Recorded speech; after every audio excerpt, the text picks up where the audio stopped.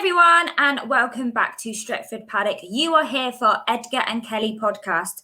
This is where we give you an interview of a guest, 3 hot topics, a Q&A, and our in defence. Angelina, how are you? I'm all right. On these mean Corona streets in Berlin. I'm doing my best. How are you? Not bad. I am actually at home today and not in the studio because my little boy has had to go for a Corona test this morning, so we are all isolating. So yeah, not great. Anyway, we will kick off with these hot topics. Our first hot topic is, should we still be hopeful in competing for top 4 or 6? Given the results against Crystal Palace, Angelina, what do you think? You know what? My heart sank. Oh, did my heart sink? I was just gutted. I did not expect that. And I knew that people had said, like, with the Aston Villa game, Palace are better than Villa, like it's not going to be easy. I didn't necessarily expect it to be easy, but I did not expect it to be as embarrassing. I think that's the word, embarrassing. And that made it very clear when you look at some of the other results that other teams around us have got. It made it very clear to me, and I hope that this is something that we can change, but it made it very clear to me that we are just light years away from other clubs. And it was kind of like a bit of a shock, and like it brought me back down to reality, really, because I think us finishing 3rd, you think you're the 3rd best team in the Premier League. However we got there, we still finished strong in that 3rd position. So naturally you expect that. I don't know. I don't know what I expected, but I didn't think it would have been that bad. I mean, I know obviously we can all look to signings and stuff. I think obviously the signing situation, of course, there's a lot of people to blame for that. You can't blame Ollie for the signing situation, but I think he has to take some of the blame that maybe tactically he got it wrong. And I think some of those players have to take, a bit of blame. I mean, I know, all clubs haven't had a proper pre-season, but, it's been busy for us. You could see that team was lagging at the end. Then certain players had, bits of international duty and stuff like that. So it's been a mad one. And I think for me, you could see that some of the players were struggling. I mean, it was just disappointing, I would say, that, I didn't even realise at one point that Pogba was still on the pitch. Yeah. Same with Rashford and Martial. I think because we had so many of those kind of top tier players in our team that didn't show up. Yeah. All I can say is that I'm glad I wasn't there. I'm glad that they're not letting fans in. I don't know, maybe the result would have been different, but yeah. Yeah. No, I think we can't write this season off just for the first game of the season. As much as it was disappointing, the team that was out, our first starting 11 is strong enough to get in the top 4. It's just like what you said, Angelina. It's squad depth. We need the squad depth because injuries or tiredness, we do need to swap out. And I think that is where we're going to struggle again this season if we don't make any more signings. Again, Ollie, maybe some technical. I don't know what the word is. Technical. Maybe a bit wrong. Maybe with Pogba because he was suffering for coronavirus. I don't think he was match fit. So Van der Beek should have really rotated with Pogba on that. Daniel James. I mean, I understand why he played Daniel James because Mason Greenwood, he's had to be in isolation coming back from Iceland, and then he's had to train separately away from the team. They haven't had time to gel. Their fitness hasn't been up to scratch. They wasn't sharp. I'm just hoping that it all changes this weekend and we get 3 points this weekend because I do not want to drop any more points. Yeah, I mean, I guess it's like what you said. I mean, you look at some of the other teams. I mean, obviously, we're still not at the level of Liverpool and City. Chelsea, I think a colleague of mine put it very, very well. I think, the likes of some of those new Chelsea players, and the name it's come back to me. Kai Havertz, there you go. Kai Havertz and Werner. They're very lucky, I think, that Kepa is as bad as he is and he's taking all the spotlight because otherwise if they had a really good goalkeeper, the spotlight would be on those players. Like, why have they not performed amazingly in these first 2 games? As much as I think Chelsea have made great signings, I think it is going to take a minute for that team to gel. It's not like they're going to be straight out the gate, winning every game 6-0 and like blowing teams away. Spurs again, they have made they have made some transfer moves as we've seen. I'm not 100% convinced, as much as I think that Kane, Bale, Son. We saw Bale and Son; they were amazing. The other week at the weekend, but I'm not 100% convinced by that team, because we do know that Harry Kane will probably get injured and Gareth Bale will probably get injured. And do they have the same kind of quality players in their squad to maybe replace them? Probably not. Arsenal, again, not 100% convinced yet. So I think a lot of these teams, as much as they're doing well, and maybe better than us at the moment, I agree with you. Nothing's set in stone yet, and these teams will slip up. Maybe we've just had our slip up first game of this season. Who knows? We've done it before. I mean, it's a far cry from the 4-0 against Chelsea from the season. Yeah. We move. We, like you say, we'll just have to wait and see, I guess. But yeah, we will see. I mean, going on to our second hot topic, transfers. It's transfers galore. Mm-hmm.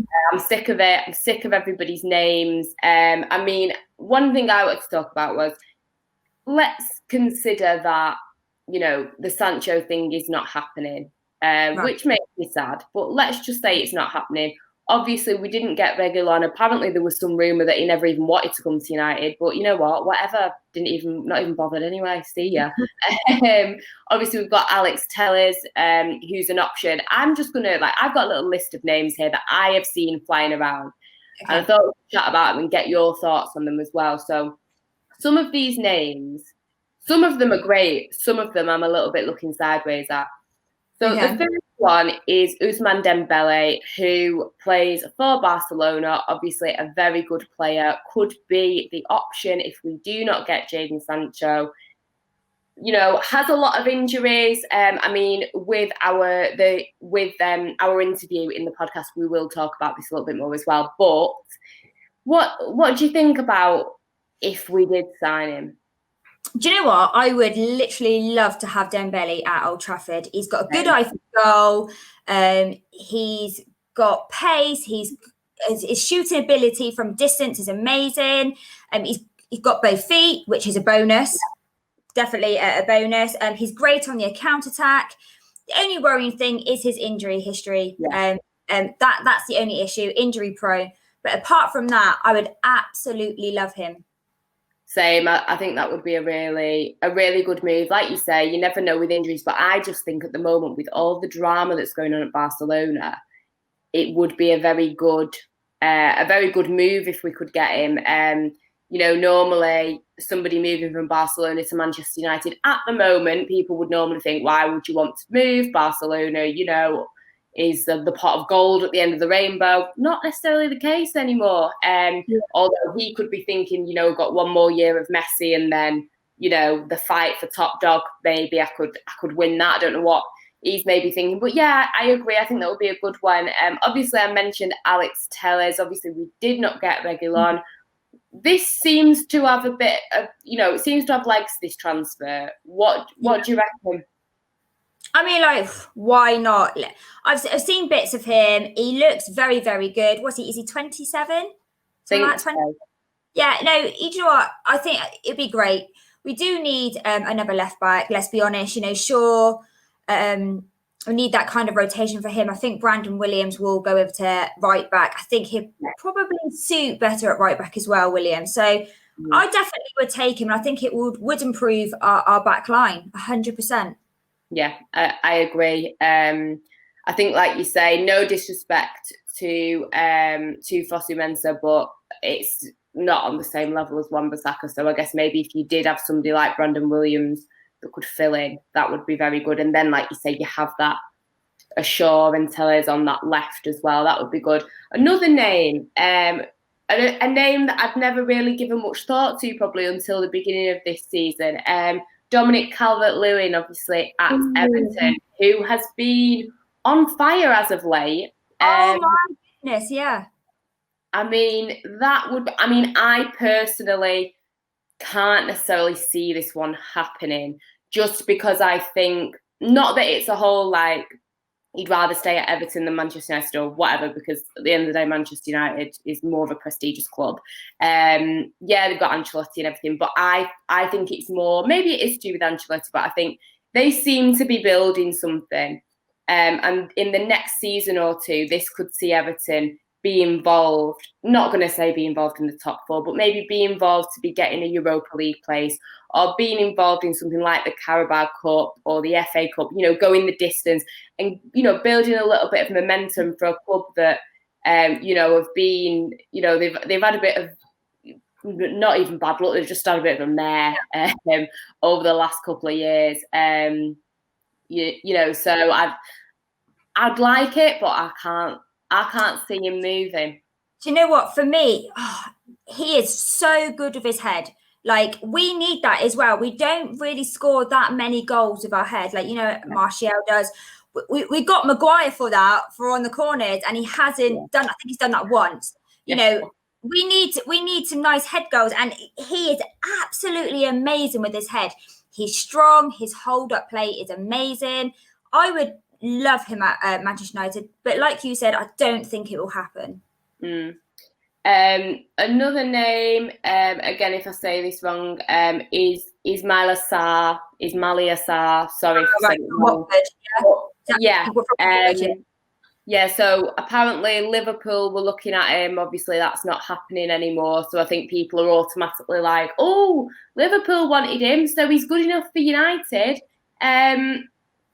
I'm not taking away from the fact that he's clearly a very talented player. For Liverpool to be interested, they must have seen something. I'm sure Manchester United have had their eye on him as well. But I think, and again, this is something that we talk about in our interview, but I think for me, if we're not getting Sancho on that right wing, I don't want, like, if we're going to end up getting him next season, which is what I think will happen, we might have to, I'm not going to say slum it with Dan James and Greenwood, because I think Greenwood, I'm really hoping, has a fantastic season, and maybe Dan James, can come good. I know people weren't impressed, but, he did show moments of greatness last season, so you never know. I don't want, like, and again, no disrespect to Sarr, but I don't want like a second-rate kind of, well, you could have had Sancho, you didn't get Sancho, so you've got this other guy who's really not as good, but you need someone, so you've signed him for 4 years. So, yeah, sweet. I don't know. It doesn't right with me. Do you know, I've seen comments comparing him to Daniel James. They're just saying, look, if he comes to Manchester United, he is literally just going to be another Dan James, which is just a squad player. So I echo you. If we're not getting Sancho, then no disrespect, but let's not go for Sarr. If he is just going to be a squad player, we need to improve our first team. That's priority. We need to improve our first team to move forward. So yeah, I echo everything you said there, Angelina. Yeah. Another name that surprised me, Sami Khedira. So I mean that for me, I think his name is being flung about all over the show at the moment. I can't see him going from Syria to the Premier League at his age, and I can't. Great player, he's achieved some great things, but I'm seeing him more towards the MLS retirement home. I don't think that he's got the legs maybe to make a big impact in the Premier League. And if we are, I think it kind of goes against everything that Ollie's talking about getting young players. But if we did, like a bit of a Zlatan situation where you get someone in who is a little bit older and experienced just for a season or two. Just for a low year, yeah, something like that. But I don't think somebody like Zlatan had the impact to do that. I don't think Khedira's got that impact anymore. So I'm not sure about it. No, I agree with that one with you. And then I'll go with one more name that I saw, Felipe Coutinho. Obviously, Liverpool's number one guy at one point, over to Barcelona, didn't really work out, went on loan to Bayern for a while. Obviously, I guess he won the Champions League with them or whatever. Obviously, a lot of questions about Barcelona and if him and, the likes of Griezmann, etc., will be staying. Could you see him at Manchester United? I don't know, I just can't see it happening. That one, I just can't see developing into something at all. No, I mean, he was rumoured to be going to Newcastle, I think, at one point. I just think that kind of role on the pitch, I mean, I think we've got players like Fernandes, we've obviously got, hopefully, Martial that's going to be scoring goals and stuff. I just think that kind of position where he sits, I think he's pretty much filled, to be honest. But yeah, those were a few names that Can I just chuck one more name at you, Angelina? Yeah. Ansu Fati, I don't know if that's how you pronounce his name. Yeah. Left winger. Yeah. 17 years old. And my goodness, what a player he is. He's definitely one for the future. He's strong. The only criticism I do have is maybe you need to work on his strength. But other than that, I think he's going to be world class. So I would love to see him come to Manchester United. He's young, great, talented, skillful. Yeah, I mean, his name has been in the mix as well. I think the only thing with that is that I don't think Barcelona are going to let him go. I think he is their next Messi in the sense of the next star, the next young star that's going to come through. And they are going to dig their claws so deep into that lad. He ain't getting nowhere. I think maybe, not necessarily to United, but to somewhere, you never know. I guess it depends what happens with Barcelona. I mean, he is young. Maybe in a couple of seasons, if he achieves what he wants to with Barcelona, maybe he would want a trip to the Premier League and would 100% be interested in him if he continues as he has done. But yeah, I agree, fantastic player. But I think Barcelona definitely will tie him to the new camp. Fearless and confident. Going into our next hot topic, Brighton, a preview for this weekend. Angelina, what are you hoping for? Something that's not embarrassing. Something that makes me smile. I mean, we could even talk, about the Luton game.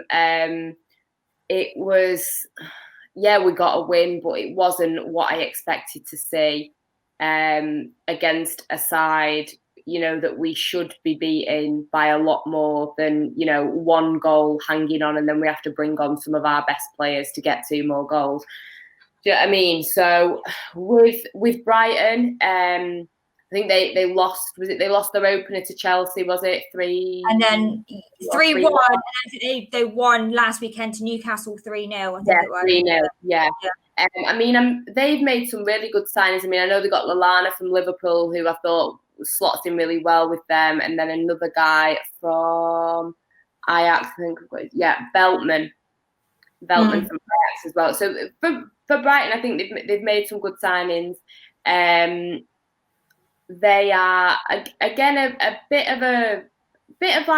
like a Crystal Palace in a way, in that it could go one of 2 ways. It could go that they've got the confidence. Obviously, I think they are playing as we are recording. I think they are playing in their cup game. We'll see what happens. But if they've got a cup win under the belt, 3-0 against Newcastle, they're going to be probably a lot more confident than us. And if Crystal Palace do it, which is a team that you could argue, I guess, kind of similar playing field to an extent, you could argue that, I guess. But in the table and the performances and stuff, so you could. Why can't they do what Palace did? I would really like to think that Manchester United will fix up and look a lot sharper. I would. I'll be interested to see who is paired with Maguire. I would like to see Eric Bailly again. I could chat all day about the Lindelof Maguire debate, what team I'm on, blah blah blah. But I just think it would be nice for Bailly to get a bit of a chance to not be injured. I've always liked him, so yeah. I'd like to see Wan-Bissaka again because he's just like my fave, and I would like to see Martial take the game a little bit by the scruff of the neck and for him to get a couple of goals. But I'm trying to be, as optimistic as I possibly can. I just hope we don't slip up again because it's just going to be a nightmare. No, Brighton, they're quite solid this season. They changed their formation quite a lot, which is great for them, but not great for other teams because we don't know what formation they're going to play. They're tactically flexible, they're attacking, they're possession based. So I do think it's not going to be an easy game. Manchester United, I think we need to be a bit more clinical going forward. Defence, like you said, I think we need to sort that issue out. Hopefully Bailly steps in next to Maguire. Matic will be back. Well, hopefully he will be back. And I think we all can say we missed him against Crystal Palace. We missed that protection in front of the back line where he just swoops the ball out. He kind of gives other players options as well. When other teams are pressing, he gives our players options. And I think we definitely missed that against Crystal Palace. Aaron Wan-Bissaka, that'll be another strength at the back line. Again, we've missed him as well. So yeah, I hopeful. I'm going with a 2-1 prediction. I think that's what I'm going to go with. Being hopeful. I want to be crazily confident, and I'm gonna go for a nice 3-0 win. I would like to see if De Gea starts. Again, this whole Henderson De Gea thing, just because Henderson kept a clean sheet does not mean that De Gea is absolute trash and Dean Henderson should play every single game until the end of time now. I think all of that is ridiculous. But whoever's in there, I don't really care because I'm not getting involved. But it'd be nice to have a clean sheet, especially for whoever is in those defensive roles. Yeah, and I would like to see, in an ideal world, I'd love to see Martial get a nice little hat-trick, but the world ain't all sunshine and rainbows, as someone once said. So I don't know. I'm hopeful though. I am hopeful. Great. I think that rounds up our hot topics. Get your comments in the comment section on all of our comments that we have talked about, or the rumoured transfers we have spoke about, your prediction for the Brighton game, and we will reply to them in the comments. Yeah. So next up, we have got our interview. This one is a cracking one from The Athletic's Laurie Whitwell. Let's see what he's had to say about transfers, Solskjaer, and that Luton game. Hello, Laurie. Thank you for joining me and Angelina. How are you? I'm great. How are you doing? I'm good. Earlier this week, we seen Manchester United beat Luton Town. Man of the match, Mata said it was a professional performance. How well do you think the game went? For Juan Mata, I think it went well. I think we know what he can do. He's good in tight spaces. He's an intelligent footballer. So I think he came to the game and provided that kind of quality. It was a pretty difficult watch, I have to say, for the first sort of hour. I think Luton equipped themselves pretty well. And then when Solskjaer sent on the subs, Bruno, Rashford and Greenwood, we saw what they can do. I think they really showed the qualities that they've got, the incisive attacks and two really good goals to finish it off. Yeah, definitely. I can agree that first hour was, I'll be honest, I was scrolling through Instagram at the same time. It was not entertaining.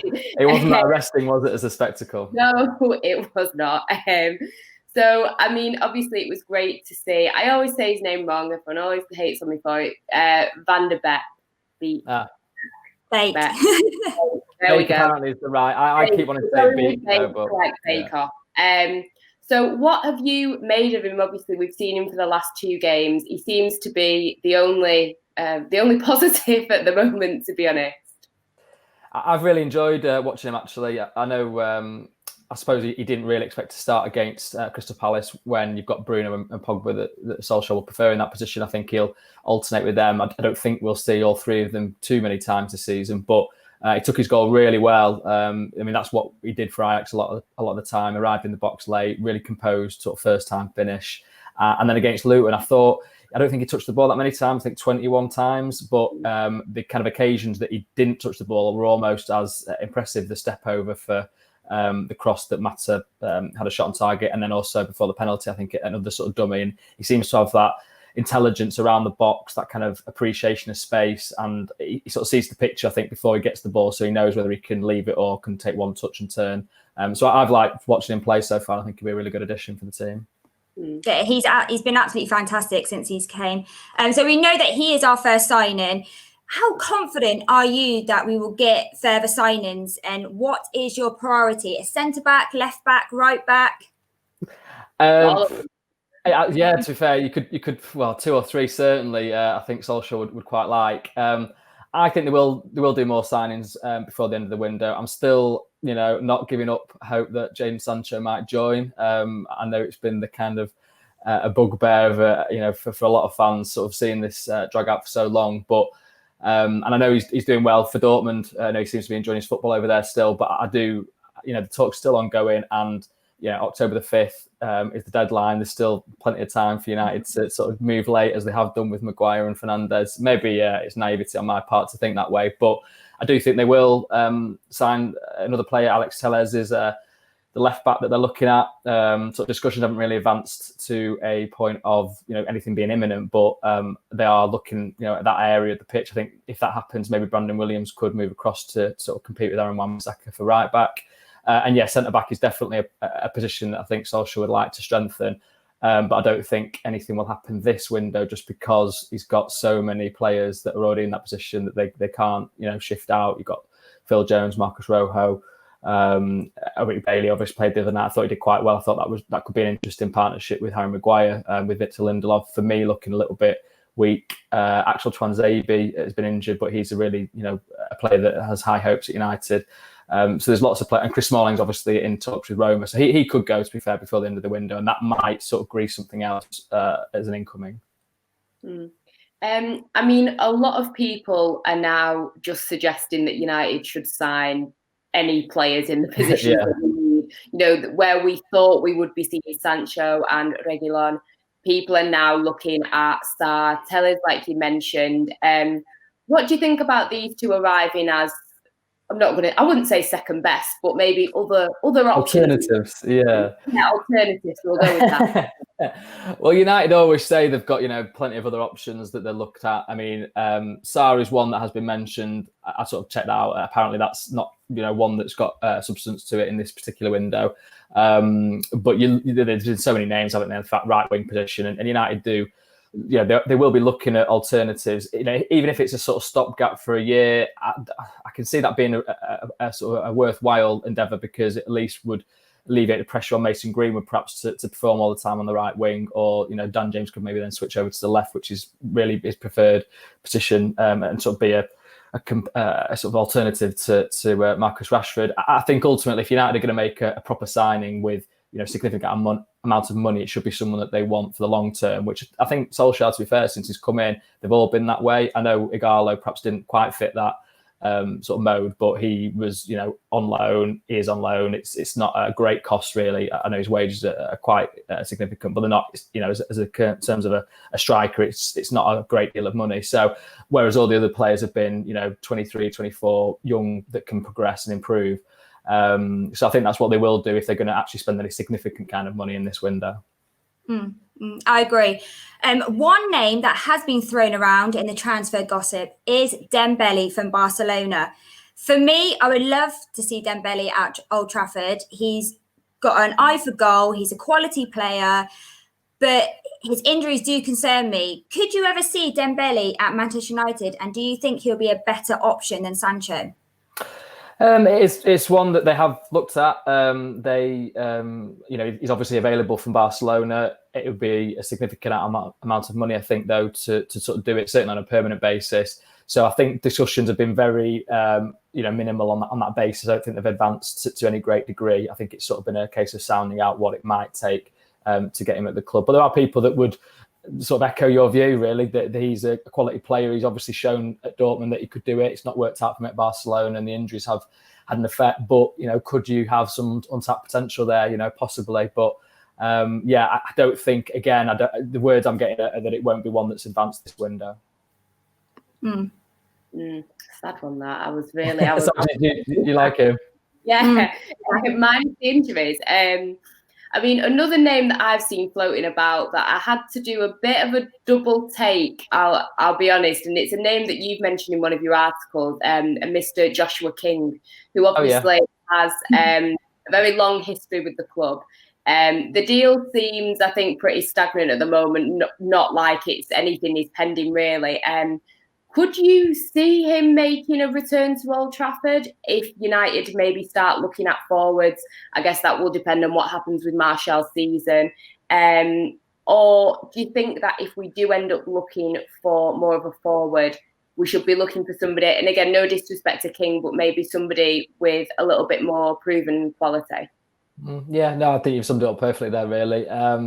I think Josh King is one that Solskjaer knew from his reserve days, knew he could sort of depend on him, and has got sort of pedigree in the Premier League. Obviously scored against United last season, and so that's why they looked at it in January as a kind of an immediate transfer that could be done, that could have some kind of impact. And Solskjaer knew he could trust him.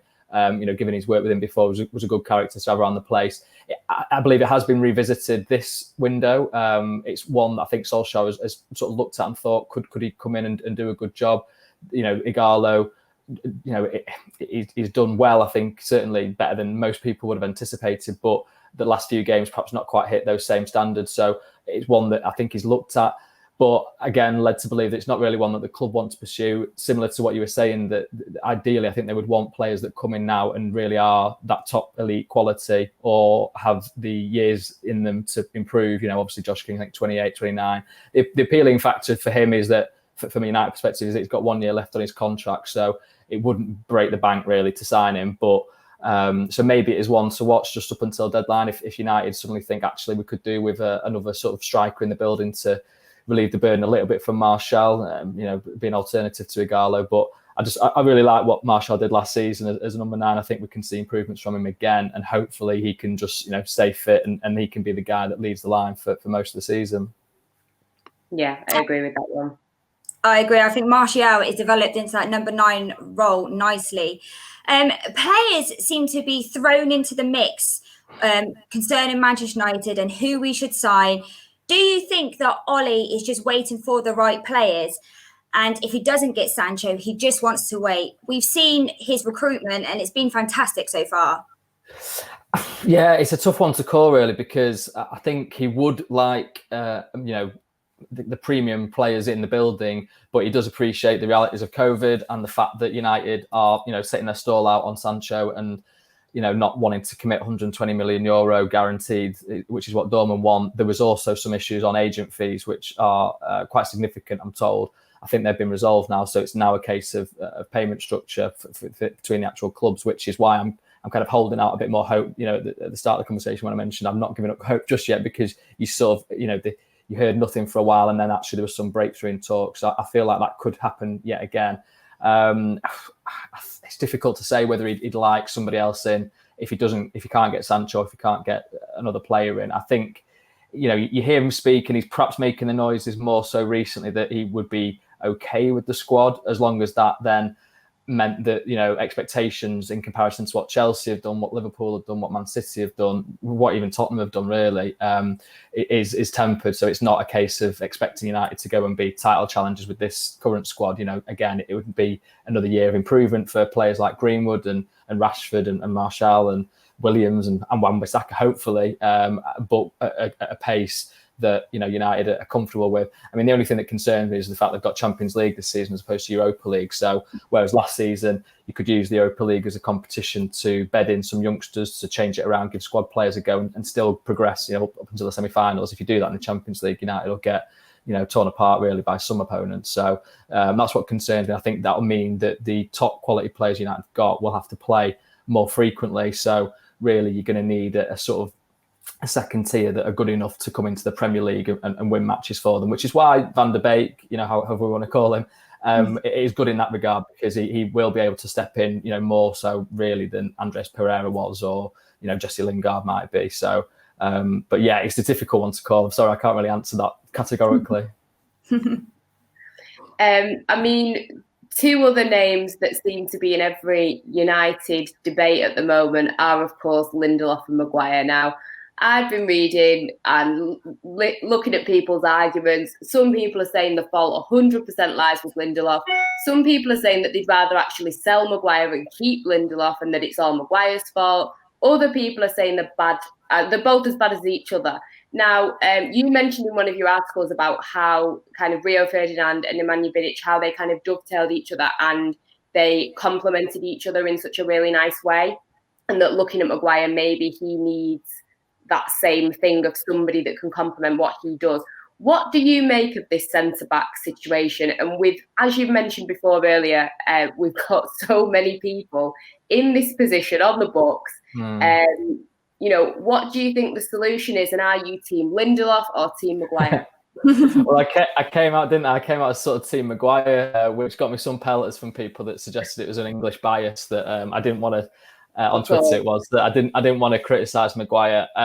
As I used to cover Leicester for the Daily Mail before I moved to Athletic, and so I've seen Maguire up close. And I was, you know, from the first season, I was thinking, well, even when he was at Hull, I was thinking, you know, I should have gone for him then, really. Which is, I guess, we go back to the proactivity of the transfer market, and if they'd signed him for 80 million from Hull, would he be, you know, under the same scrutiny as he is now as an 80 million pound player from Leicester? Obviously not. Would he have had time to develop at United in the same way that he did at Leicester? Maybe not quite as much, but you'd think he'd still come through in the way that he has done.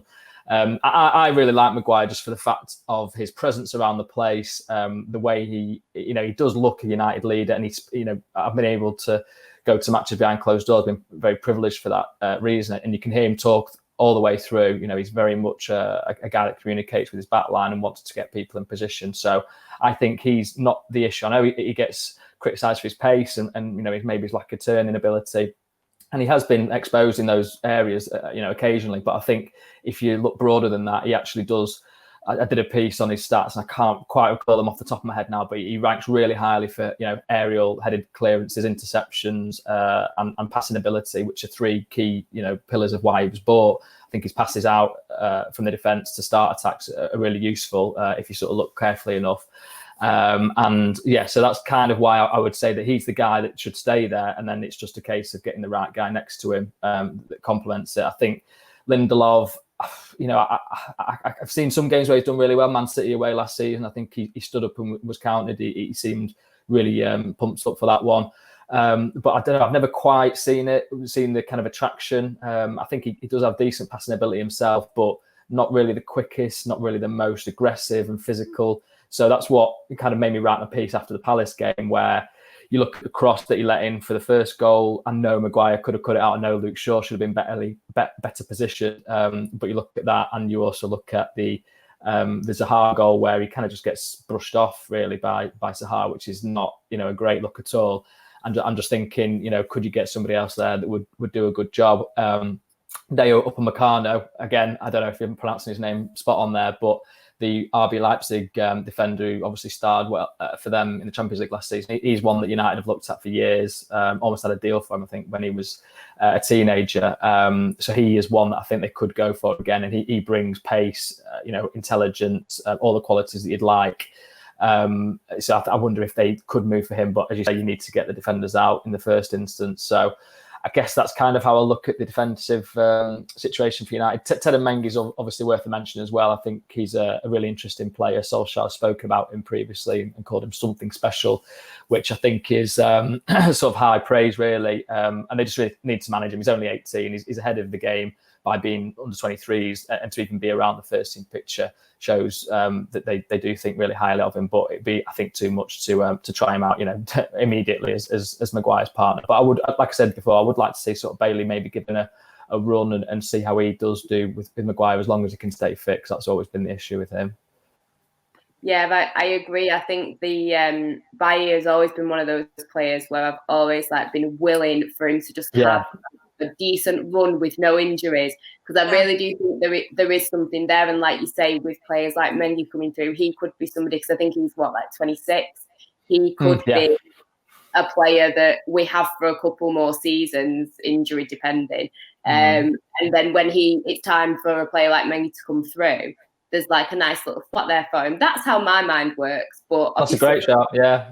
Football is not fairy tale Angelina world, unfortunately. But yeah, thank you so much for answering even those questions. I'm feeling positive after this conversation. I think we're going to have a deadline day signing of Sancho, and I think Upamecano is going to wake up and think, you know what, I really want to go to Manchester United, and I just think it's going to happen, and I'm going to be dead positive about it, because before I was feeling really sad about everything, but you've actually put me back on the positivity train, so thank you for that. Well, that's the good thing, but I hope I've not given you too much optimism and you're not there, October the 6th thinking, hey, you sold me a right dud there. Deadline day, if these things don't happen, I will be looking for you to have a word. At me, yeah, come and attack me on Twitter. Yeah. Oh, well, like I say, thank you so much for joining us, and hopefully we'll catch up with you again as the season progresses. Yeah, thanks for having me. Really, really enjoyed that. Cheers, guys. Thank you. Oh, that was a brilliant interview with Laurie. That was really good. Like I say, I'm feeling positive. I am feeling good. Right, let's crack on to our Q&A. This is where you guys leave your questions for us in the Stretford Paddock community tab. Let's see what people have been saying.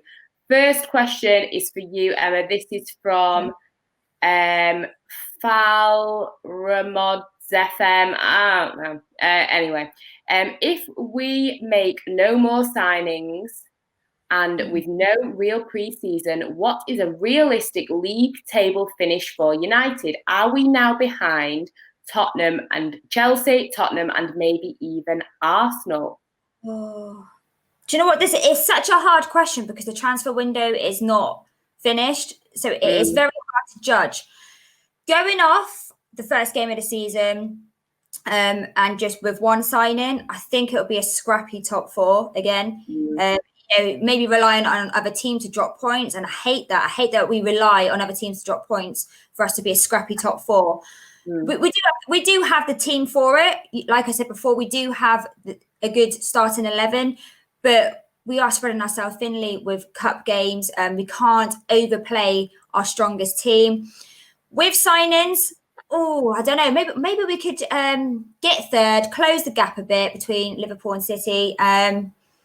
Yeah, I'm just being optimistic on that one. Being optimistic.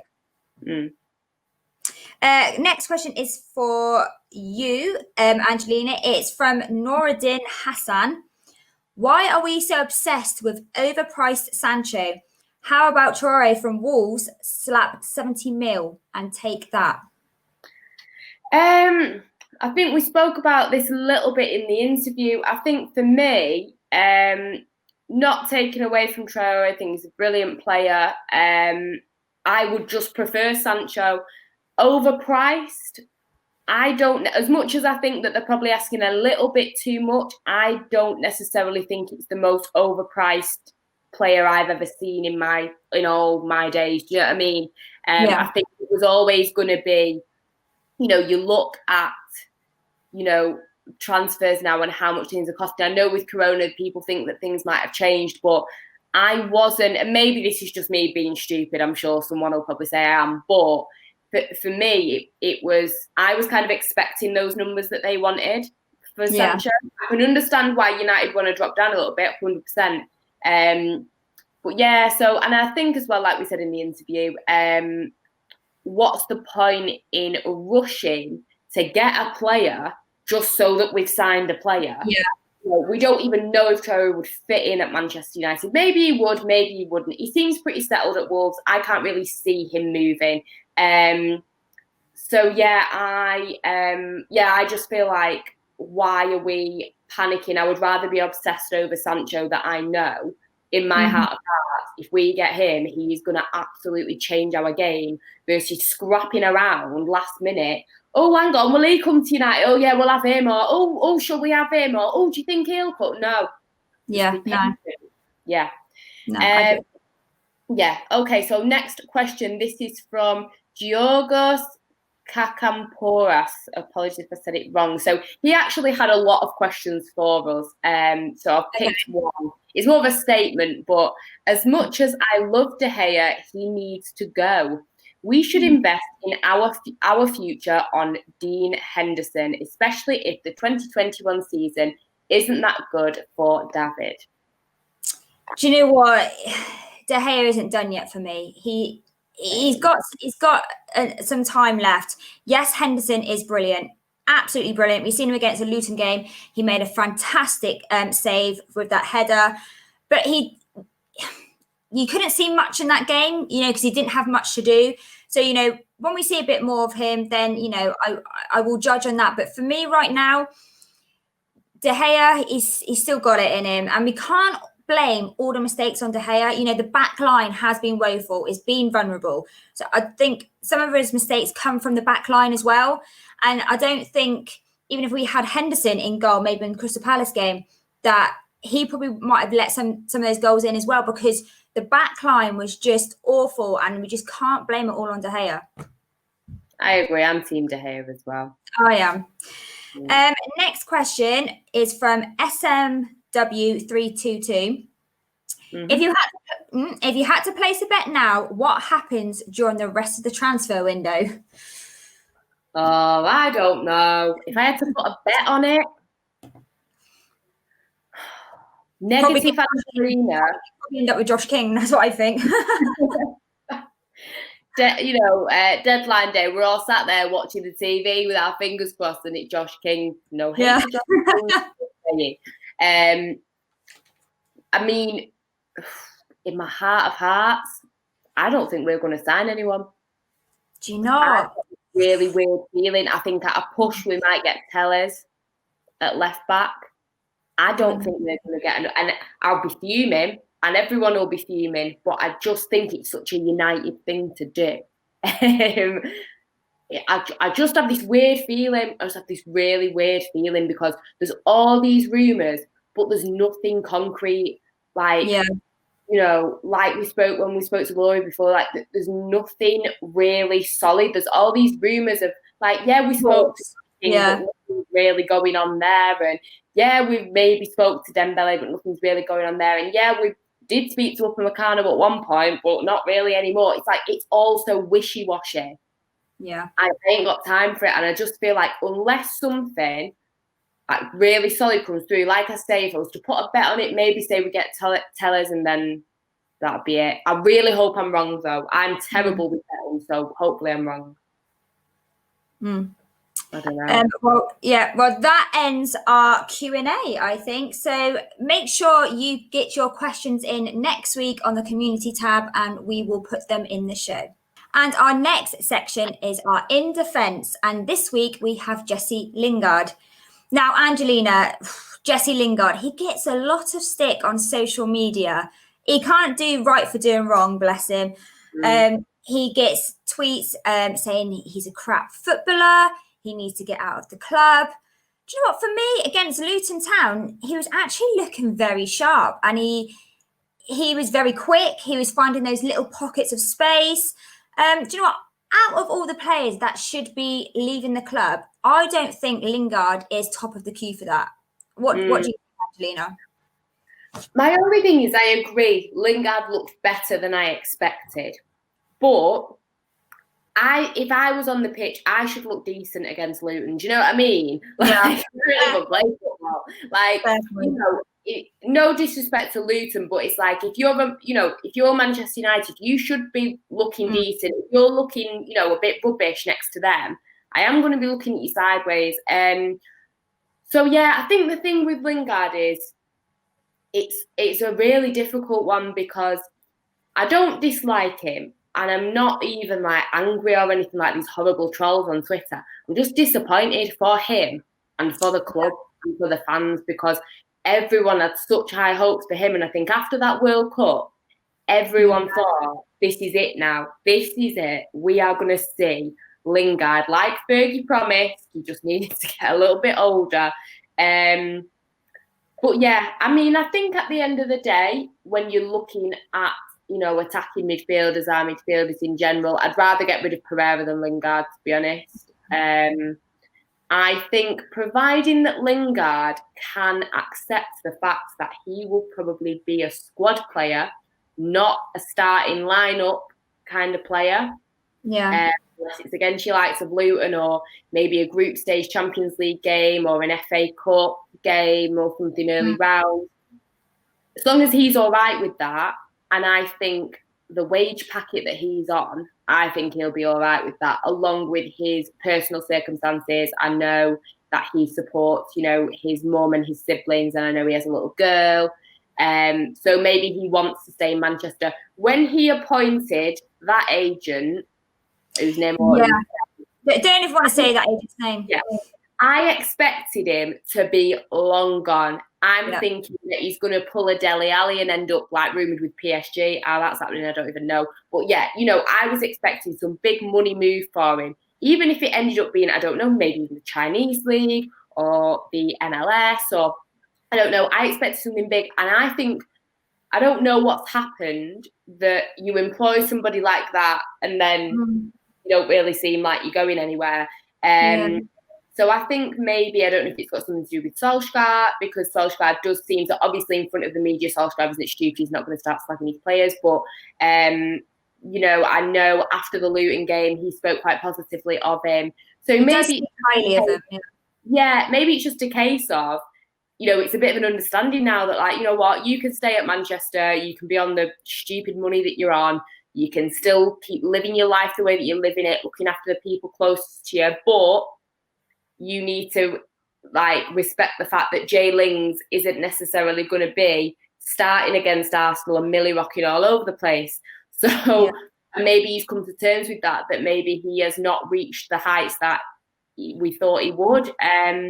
But yeah, I mean, I just think it is cruel. People are cruel. But yeah, I'm just disappointed. I mean, I really hope it's a situation where he can revive himself. I'm just thinking it's been since 2018.